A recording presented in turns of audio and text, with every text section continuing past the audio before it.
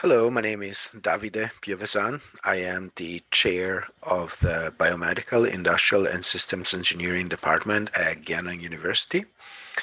And today I would like to talk about the um, program of biomedical engineering. We have two programs in the department. One is biomedical engineering, and the other one is industrial and robotics engineering. So if you have any specific questions, please feel free to contact me at my um, email address, biovisan001 at gannon.edu. So without further ado, let's try to take a look at, try to answer this question. It's what is biomedical engineering? I like to put this image here. It's basically a bridge, obviously, because biomedical engineering is a bridge, is basically um, the application of knowledge in many different disciplines like mechanical engineering, electrical engineering, computer science, biology, physiology, etc., to basically the design and development of product for the healthcare industry in general. So now this is a very loose term, but let's try to take a look at this example. I always ask, what is this? I'll give you like a couple of seconds to think about it. Now, a lot of people come up and say, well, it might be like a pacemaker, etc. Well, this is actually a system that is a deep brain stimulation. This is used, for example, in the treatment of Parkinson disease. So the part here at the chest is really just the batteries implanted into the system. There is basically the cable that goes down, and you see this electrodes that actually goes into the center of the brain. We actually have a company here in Erie that is associated with Hammett that is called Brain Lab, and maintains and produces these kinds of systems that are now common used for the treatment of Parkinson disease. So um, you can definitely work in clinical laboratories and healthcare delivery system that utilize different kinds of advanced technology. This is actually one example of it that is actually here local. And um, interestingly enough, there's a lot of other applications related to medical imaging.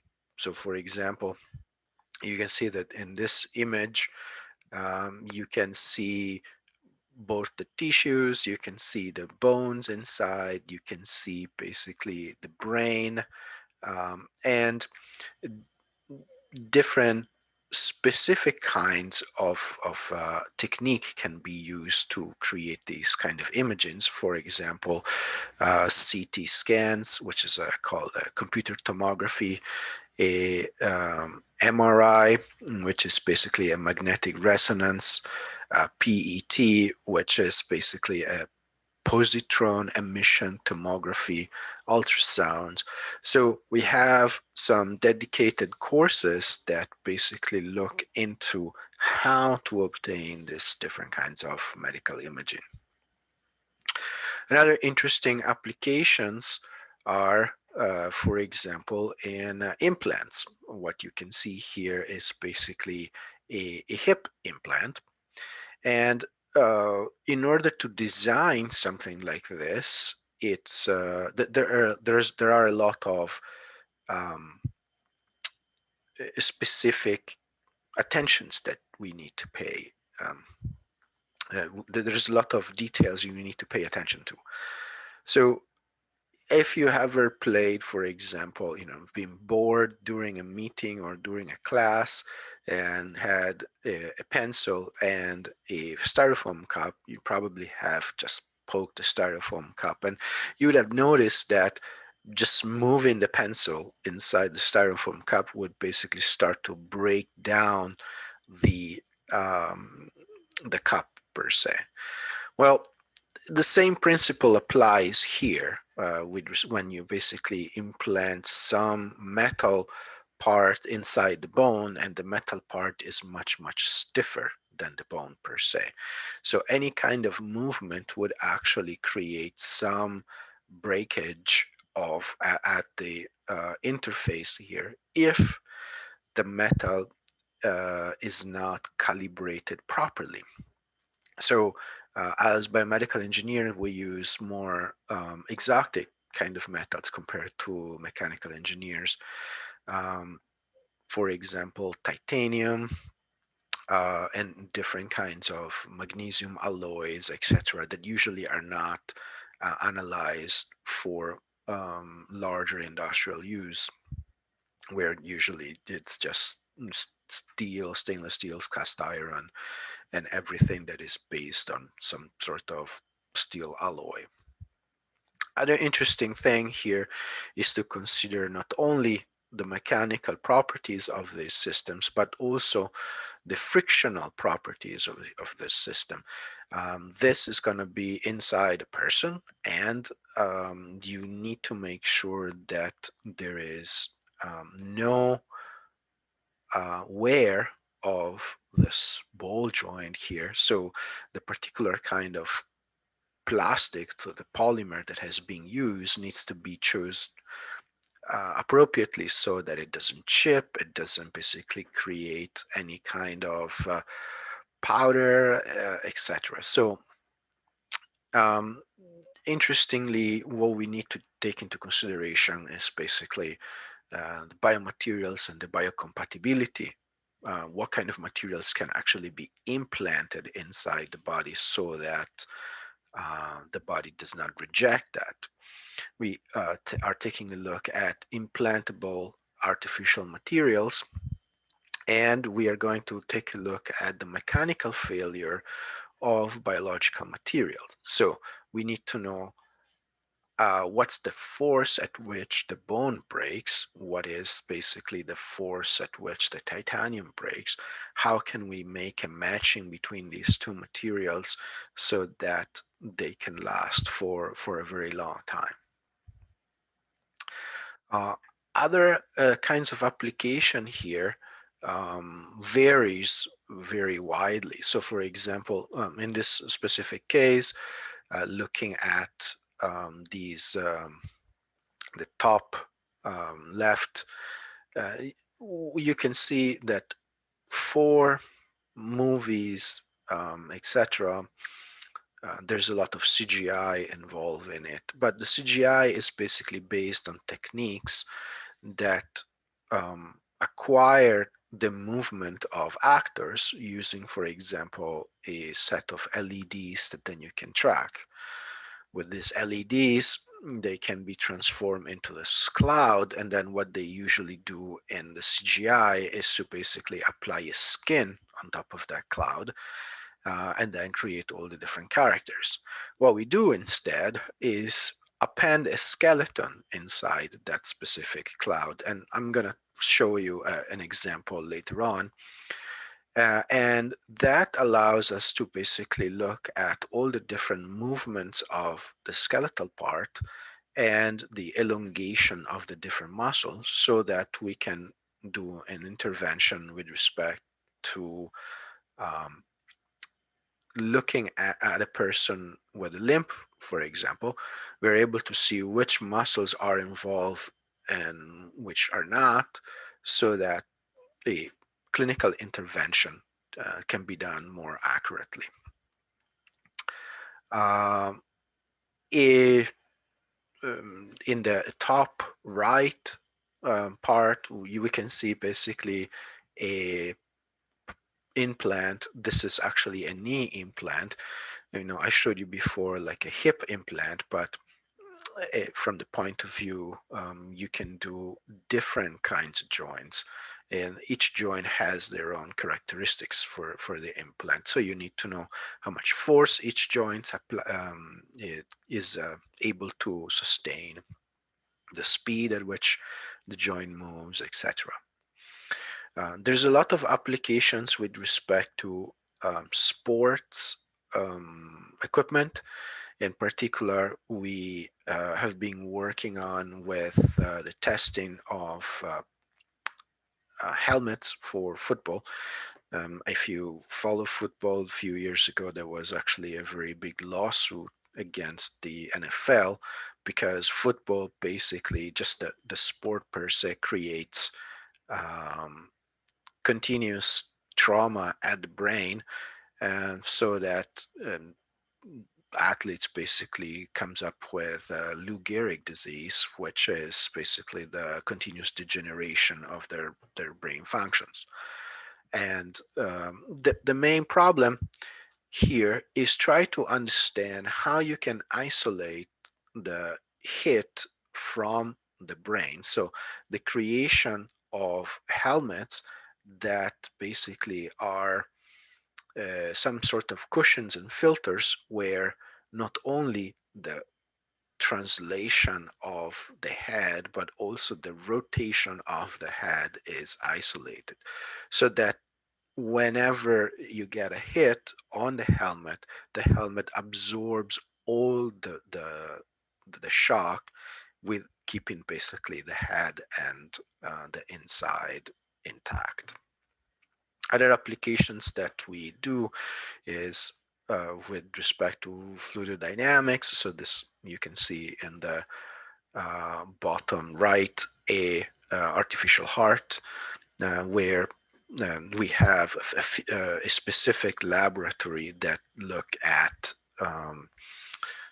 heat and mass transfer and fluid dynamics in biological systems. A little bit of perspective of where what kind of job future you can have. We can see that compared to more classical electrical and mechanical engineering, the increase in biomedical engineering is almost 5%. This data are basically taken from the US Department of Labor, and they are basically for basically the next 10 years.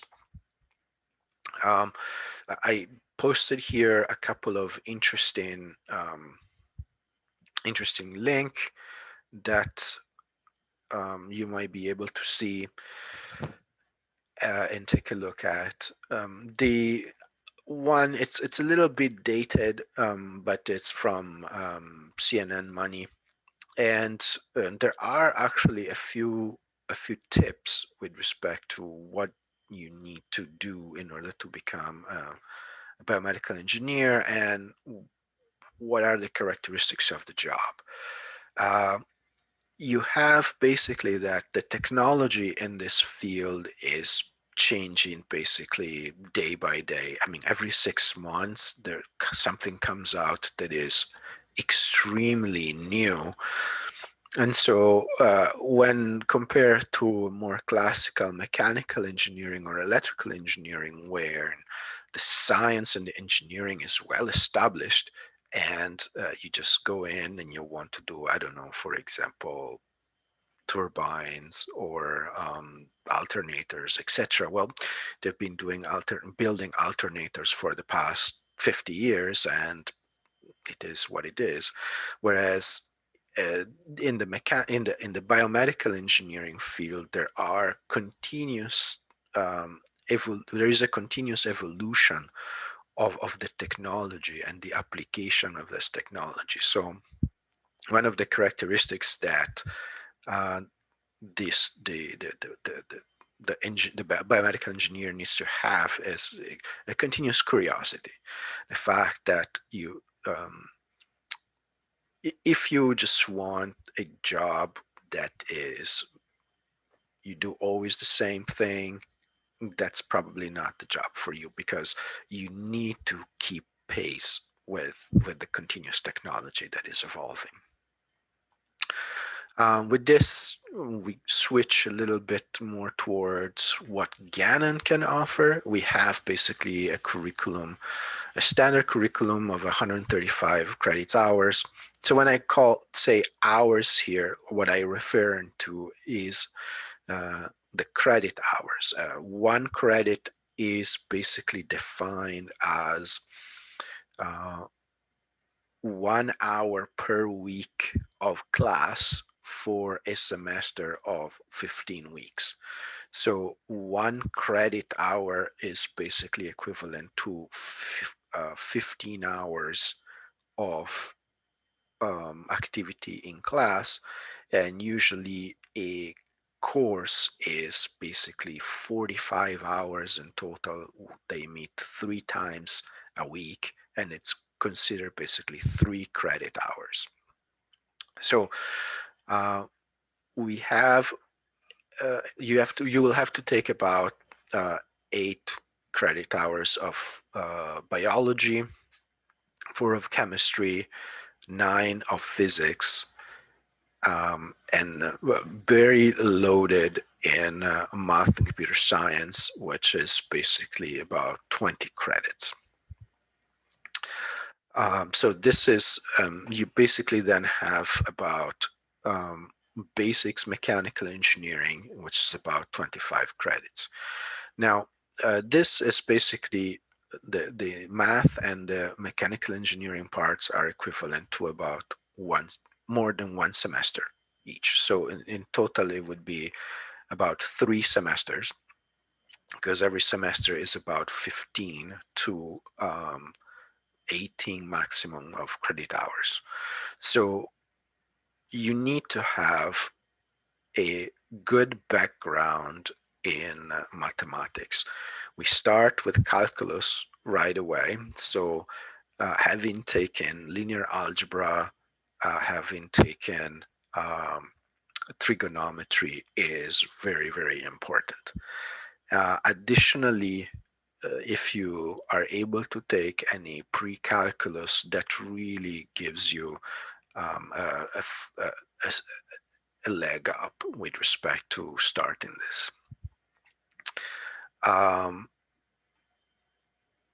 Then we actually have, we are in the process of creating basically uh, a different track. So right now our track is, as you can see, heavily concentrated with respect to the biomechanics of biomedical engineering. And in the track that we have as of right now, there are basically only 4 hours of basic electrical engineering. But biomedical engineering basically stems either from mechanical or from the electrical part.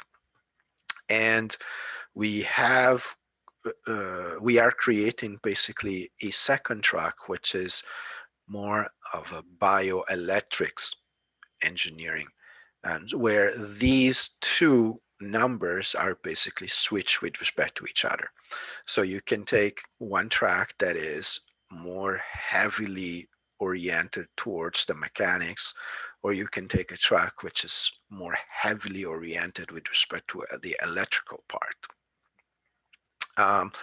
Again, then there's at least 2 full semester of BME classes and technical electives, in which we are going to take a look at what are these specific technical electives.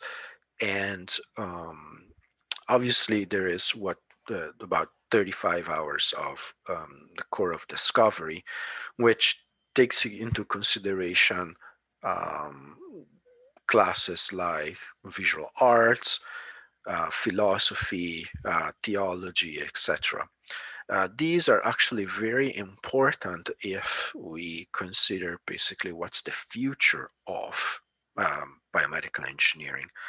Um, I am going to make a leap here and think about, okay, when, let's say it's possible to change, to substitute basically parts of a human in a continuous fashion. So in 1 year, you get a knee implant, then you get a hip implant, then you get heart implants. And assuming that all these kind of work, when do you start basically calling a human a cyborg or a machine? Those are uh, questions that might not be relevant right now, but that might be relevant somewhere 10 years, 20 years from now, when you are still going to be in a job like this one. And so, looking at the ethical perspective of what um, changing body parts means with respect to the human identity and the psychology of it, it's definitely something very important. Um,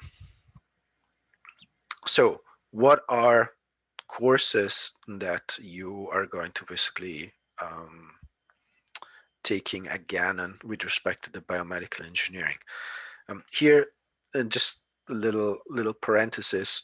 I wanted to show you this specific model, which is one of the models that we use for the motion tracking system. So after we collect that specific clouds from a person, this is the type of system with a skeleton and all the different muscles that we can append and then move like a marionette, so that we can obtain data related to the muscle forces, etc.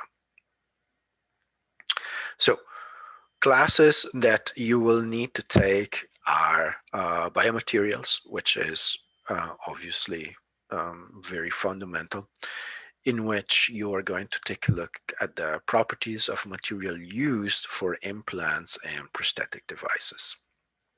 Biomechanics is also important, and how to set up a model like this comes from taking the biomechanic course that basically studies the mechanics of human body motion and the muscle tendon system. There's also a third class, which is paramount, which is the biomedical system modeling, which studies the dynamics and control of human motion and the cardiovascular system. We have then additional courses that like human simulations, that uses dedicated software for the simulation of movement, like you have seen to create those specific models. We have a motion capture lab where we acquired the motions of different movements. And then we have a research methods in biomedical engineering and a clinical biomechanics laboratories. And all these 7 classes that you're seeing are all mandatory for either track that you're gonna take. We are also very interested in additive manufacturing in general. So not only how the design of the building of implants and um, medical devices, but also the fabrication of medical devices. You can see here, for example, this is a Formlab machine that uses basically a vat of liquid resin and a laser that can basically solidify the resins layer by layer to make very intricate systems. We're opening a center at Gannon, which it's going to be called GU3D, which is a center for additive manufacturing and visualization. And basically, the possibility to create any kind of polymeric models for implants or for the planning of surgery, that is actually very important. Imagine, for example, that a surgeon needs to do a very complicated operation, and they need to plan the surgery in order to make sure that they can avoid certain kind of, to cut in certain nerves, or to make sure that they can go around the vein, that having the creation of a three-dimensional model of the anatomy, of the abnormal anatomy, because many times you want to consider the anatomy and, for example, the anatomy of a tumor that comes from the imaging obtained. So you can obtain the image and create these models that then you can provide to the surgeon for the planning of the surgery, and that really helps quite a bit with the success of the surgery. Uh, Other classes are, for example, a biomedical laboratory. Here you can see actually a system that looks at different kinds of so this is basically, it's called a dynamometer, an isokinetic dynamometer. Imagine you want to create some sort of prosthetic device. You need to know how much is the force and the speed of the good leg in order to create the the program for the motors that is going to activate the prosthetic devices. And these systems are used to basically assess that. So you can have, for example, to ask the person to move as fast as they can. The dynamometer will limit the force, the speed of the movement, and record the force. And you can do that for different kind of speeds, so that you can have a mapping for then controlling the the motors. So what we do in biomedical laboratories, we have state-of-the-art equipment, and looking basically at orthopedic rehabilitation and cardiovascular measurements. And then the very important part, the engineering design, which is a sequence of 2 courses that can basically where you will be basically asked to create a real world application or a medical device that needs to be functioning. So a few examples of what we have done so far are, for example, intelligent prosthetic arms. We have basically created a variety of orthopedic devices, etc. And in general, medical devices. However, the part where you create things that are applied to the bodies is only one part of it. The possibility to use your knowledge of anatomy, physiology, biomechanics, etc., also applies to robotics, for example. So this is actually an example where we created robotic devices like humanoids, in which these different springs act in the same way that a muscle would act. And at that point, there is the possibility basically to shift from the classical mechanical and electrical engineering and look at biomimetics applications. So one of our courses is biomedical robotics, where we basically take a look at robots for rehabilitation, prosthetics, and biomimetics, so which is the study of human nature, or the nature in general, on how animal moves, etc., to create mechanism that mimics nature. Um, we have other courses. So these courses, you have a choice to take. They're not mandatory as the courses we have seen so far. And then we have courses like Continuum Biomechanics, that basically study the mechanical and characteristics of biological tissues. And other courses that basically tends to be more towards the fluid mechanics part. So for example, biomedical heat transfer. And this is actually an application of how heat can be used, for example, for the ablation of tumors. For example, certain when you have a tumor, the usual treatment is to basically have surgery and take it out. But there are techniques right now where you can actually pinpoint the tumor, inject different micro particles made of metal and other things, and then radiate that tumor with a, um, a radio frequency.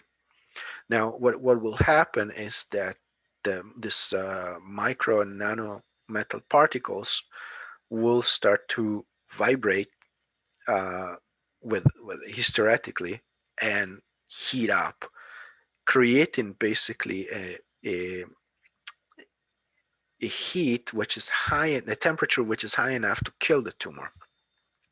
One of the interesting studies to do there is basically to take a look and see uh, how can we distribute these um, cloud of particles, how many particles can we put inside the tumor to basically make sure that we kill the tumor completely, but we do not um, uh, you do not interact with the healthy tissue, and we don't kill basically the healthy tissue which is surrounding the tumor. Dr. Tiari is one of our experts. We recently actually wrote a book chapter about all these different applications. Another interesting technical elective is haptics, which is basically the study of interaction, torques, and robots, and rehabilitation and surgery. But there's a lot of other application. For example, each of you, which I'm sure has a smartphone. Obviously, here there is no keyboard, but you can actually have that the small vibration of the phone gives you the impression that you are basically typing a key. That is also studied in haptics, where basically you can trick the sensation of transmission of forces, for example, using different kinds of vibrations. Other courses could be tribology or surface science, and it's basically the study of friction, especially useful for design of orthopedics implants, as we have seen before. But these are specific for biomedical engineering. What we can also have are technical elective courses from other majors. So there can be the possibility to choose for from specific technical elective courses from mechanical engineering or chemistry or other technical subjects. So the program is set up based on student interest and career. So in general, you come in because you have a need to make, so an interest to make a difference. Um, that's actually one of the main difference between biomedical engineering and other engineering We as biomedical engineers do not only build stuff, we actually help people by building stuff. And that's actually a very big motivation. And we certainly want to help you achieve your goals. We have a lot of students that come in because they want to make a difference in a specific field, because they have a friend who has a problem or a relative who has a problem. And definitely we try to do a lot of research and try to help the students who has a research idea on how to solve a specific problem. Few of the internship that we have, uh, either here in Erie or we had around America. Obviously, we have a lot of collaboration with LECOM, Green Prosthetics and Orthotics, Presque Isle Medical Technologies, the Shriners Hospital, where few of our students, at least two of our students every year, can have an internship there. The Veteran Affair Medical Center, Talis Clinical, which is connected with Cleveland Clinic in Cleveland, Ohio, and other specific, for example, Southwestern General Hospital, Ping, which is a company that makes golf clubs and golf sports equipment in general. So I have somehow a list of questions that have been provided by many of you that I know. What are the interesting opportunity we just showed? But in order to get a job, is it necessary to go to graduate school? No, not really. Actually, after you get a bachelor, our students basically get about 100% placement. What are possible, some other possible career to pursue with this undergraduate degree? You don't necessarily need to go into the industry. You can basically go into the clinical part. There is also the possibility to go into the legal part. In fact, because this is such an expanding field, there is a lot of intellectual property that is developed. And so going after this to law school is definitely a possibility where students basically that have a technical knowledge are able to become a patent attorney and help other inventors to basically patent their ideas. I have here really a bunch of different questions, but I believe I just want to make sure to be respectful of your time. Let me just try to answer those that are in other different colors, but definitely if you have any specific questions, you have my email, and please feel free to contact me. So would you recommend BME undergraduates to pursue a graduate school? Not necessarily, that just depends on you.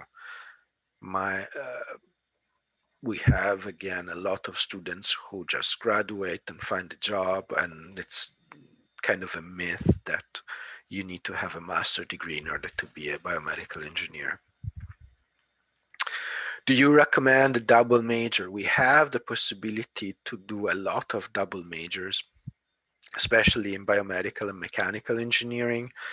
That's, again, it's up to you. It doesn't really give you a lot of more advantages. We have dual degrees, accelerated program where you can basically have a master after your bachelor degree. So it's like a 5-year program where you get your bachelor in biomedical engineering, and then you can get a master in biomedical engineering or mechanical engineering or an MBA. My suggestion is, if you have to go for a double major, why not doing a accelerated program and get your master at that point. Would you choose another major if you had the opportunity? If so, what? This is more of a generic question. I think that it depends if you want to be a specialist or a generalist.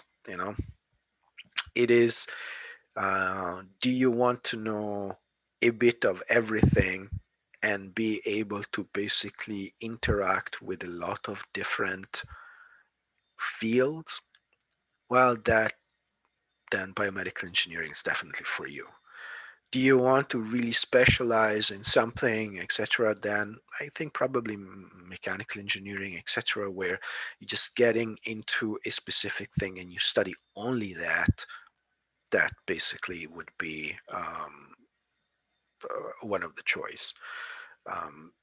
Now, what kind of job are you going to look at? Most of the time, a lot of companies would hire a generalist rather than a specialist, right? Because life changes and you want to have a person who has a certain wider background to basically being able to solve problems that can be in very different fields. Did you choose this major based on pay? No. Um, Pays very well, I have to say, because the median income for biomedical engineering is above $90,000. But why I chose this major was because I wanted to make a difference.